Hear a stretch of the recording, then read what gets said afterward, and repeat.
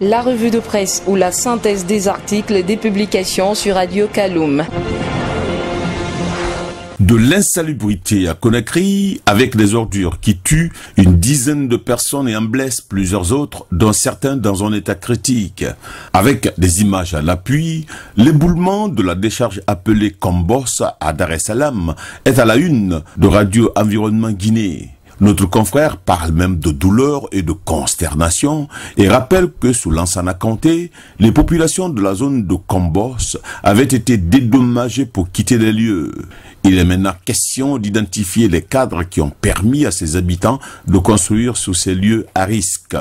Et même si les auteurs de ce crime sont identifiés, Radio Environnement Guinée doute qu'ils peuvent être punis.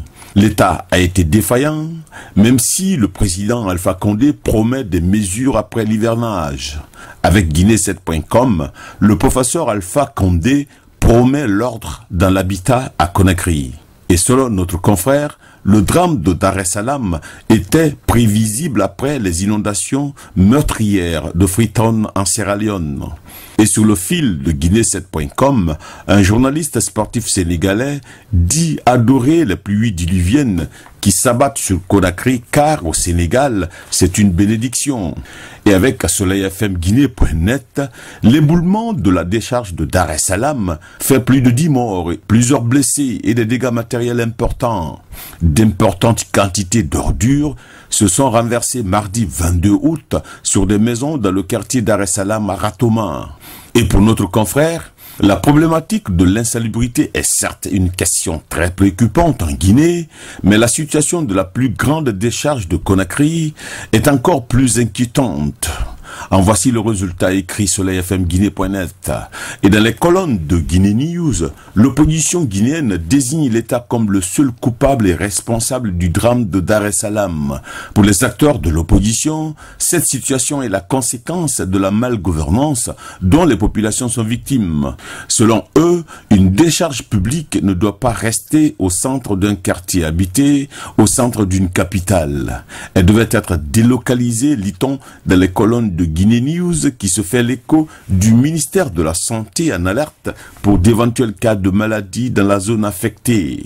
Et pendant que les opérations d'assainissement sont lancées dans la ville de Bokeh, Guinée News, soleilfmguinée.net constate qu'il y a moins d'engouement dans les préparatifs de la fête de Tabaski à Conakry, parce qu'il y a cherté des prix et rareté de la clientèle doublée de la rentrée des classes. 2 semaines séparent la fête de Tabaski et la rentrée des classes, 2 événements qui sonnent sur fond de conjoncture économique compliquée pour les citoyens guinéens, note soleilfmguinée.net. En éducation, la vente des diplômes du BEPC et du baccalauréat est désormais interdite aux admis en Guinée. Selon Guinée News, le ministre de l'enseignement préuniversitaire ne veut plus jamais que les diplômes du brevet et du bac soient l'objet d'un quelconque marchandage. Il est désormais formellement interdit de procéder à partir du 21 août 2017 à la vente des diplômes du brevet et du baccalauréat aux admis. En politique, Alpha Condé limoge encore des ministres, dont ceux des sports, de la culture, des affaires sociales, de l'habitat et surtout des affaires étrangères. Pour le soleilfmguinée.net, c'est une semaine très spéciale pour le gouvernement guinéen. Notre confrère colle même au cas d'André Loi, remplacé par Frédéric Loi à la tête du ministère des Pêches et de l'économie maritime. Guinée7.com titre, je cite, Makale et Siaka, les dessous de leur limogeage. Et dans un éditorial, Guinée7.com admet, je cite, l'administration est affaire de technique, le gouvernement est affaire de personnalité. Notre confrère s'intéresse même au choix des hommes et des femmes qui s'opèrent dans la trajectoire des procédures et des résultats.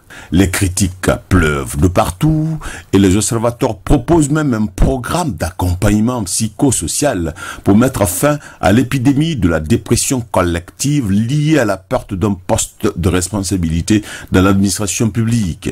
Guinée News et l'agence guinéenne de presse, l'AGP, s'intéressent au retour des anciens ministres aux affaires, dont Bantamasso et Dr Ibrahima Kourouma. Parallèlement, l'opposition s'est réconciliée à huis clos et parle d'avancées significatives dans les préparatifs des élections locales et communales. Pour Guinée News, c'est le comeback d'Aboubacar Silla et Makanera s'éclipse, surtout qu'à l'avenir, il est question d'éviter pour l'opposition les attaques personnelles. Avec soleilfmguinée.net, les opposants sont sous la route qui peut les réunir.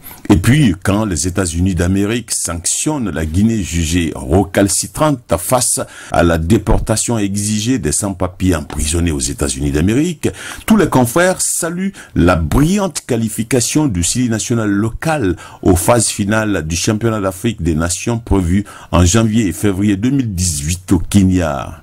CHAN 2018, démonstration de force à Conakry, la Guinée qualifiée après avoir écrasé le Sénégal 5-0, titre enfin Guinée News.